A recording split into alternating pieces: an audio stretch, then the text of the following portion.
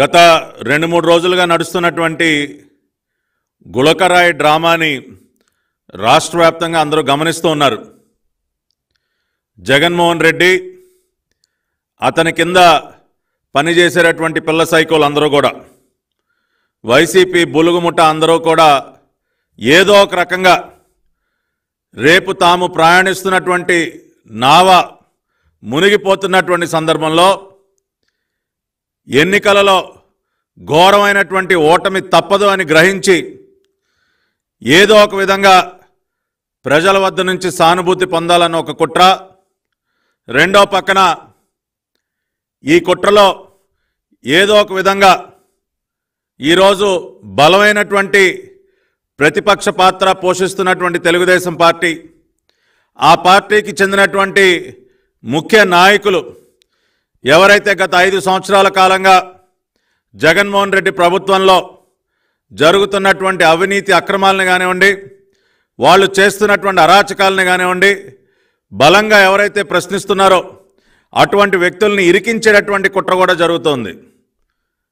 ఒకటి ప్రజల వద్ద నుంచి సానుభూతి పొందే కుట్ర, రెండోది బలమైనటువంటి వాయిస్ని ప్రజల పక్షాన వినిపిస్తున్నటువంటి నాయకుల్ని ఇరికించేటటువంటి కుట్ర. 2 రకాలుగా కూడా తాడేపల్లి ప్యాలెస్ కేంద్రంగా ఈ కుట్రకి తెరలేపారు జగన్మోహన్ రెడ్డి అతని దొంగల ముఠ. విజయవాడలో ఆ రోజున ముఖ్యమంత్రి గారి బస్సు యాత్ర సందర్భంగా ఏం జరిగిందో ప్రపంచం మొత్తం చూశారు. ఏనాడు ముఖ్యమంత్రి యాత్రలలో కరెంటు పోనిది, ఆ రోజున కరెంటు పోయింది. ఒక రకంగా చెప్పాలంటే కరెంటు తీసేశారు. కరెంటు తీసేసి కుట్రపూరితంగా చీకట్లో ముఖ్యమంత్రిని బస్సు పైన నుంచోబెట్టి ఒక గుళకరాయి దాడి డ్రామాకి ఏ విధంగా తెరలేపారో ప్రపంచం మొత్తం చూసి ఆశ్చర్యపోవటమే కాకుండా ఒక రకంగా నవ్వుకున్నారు. ఇంకెన్ని రోజులయ్యా ఈ డ్రామాలని చెప్పి.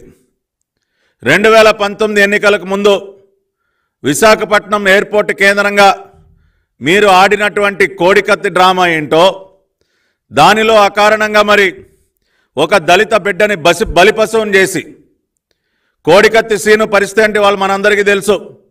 5 సంవత్సరాలు రాజమండ్రి కేంద్ర కారాగారంలో ఏ రకంగా మగ్గాడో, మొన్న మధ్యనే అతి కష్టం మీద అతన్ని బెయిల్ ద్వారా బయటకు వచ్చినటువంటి పరిస్థితి. ఇదే సీను నేను రాజమండ్రి సెంట్రల్ జైల్లో ఉన్నప్పుడు నాతో కలిసి మాట్లాడటం జరిగింది. అన్న, ఈ రకంగా నన్ను బలిపశువుని చేస్తూ ఉన్నారు, ఒక దళిత బిడ్డ అకారణంగా ఇరికించి కోడికత్తి డ్రామాలో అతన్ని బలిపశువుని చేసి కనీసం జగన్మోహన్ రెడ్డి ముఖ్యమంత్రి అయిన తర్వాత కోర్టుకు కూడా హాజరు కాకుండా ఆ కేసులో 5 సంవత్సరాల పాటు కోర్టు నుంచి తప్పించుకొని తిరిగి ఒక దళిత బిడ్డని బలిపశువుని చేశాడు. ఇవాళ అదేవిధంగా ఈ గుళకరాయి డ్రామాలో కూడా బీసీ వర్గానికి చెందినటువంటి వారు, బలహీన వర్గాలకు చెందినటువంటి వడ్డెర సామాజిక వర్గానికి చెందినటువంటి యువకుల్ని దాదాపు 10 మందిని వాళ్ళని బలవంతంగా అరెస్టు చేసి తీసుకువెళ్ళి చిత్రహింసలకి గురి చేస్తూ ఉన్నారు. ఈ రోజున విజయవాడ సిపి కాంతిరాణా టాటా ఆధ్వర్యంలో బలహీన వర్గానికి చెందినటువంటి 10 మంది వడ్డెర సామాజిక వర్గానికి చెందినటువంటి వారిని అక్రమంగా అరెస్టు చేసి చిత్రహింసలు గురి చేస్తూ ఉన్నారు. అదేవిధంగా ఈ మధ్య కాలంలోనే తెలుగుదేశం పార్టీలో చేరినటువంటి దుర్గారావు అనేటటువంటి వడ్డెర సామాజిక వర్గానికి చెందినటువంటి నాయకుడు, అతనిని కూడా అదుపులోకి తీసుకుని అతని పైన కూడా థర్డ్ డిగ్రీ ప్రయోగిస్తున్నట్టు తెలుస్తోంది.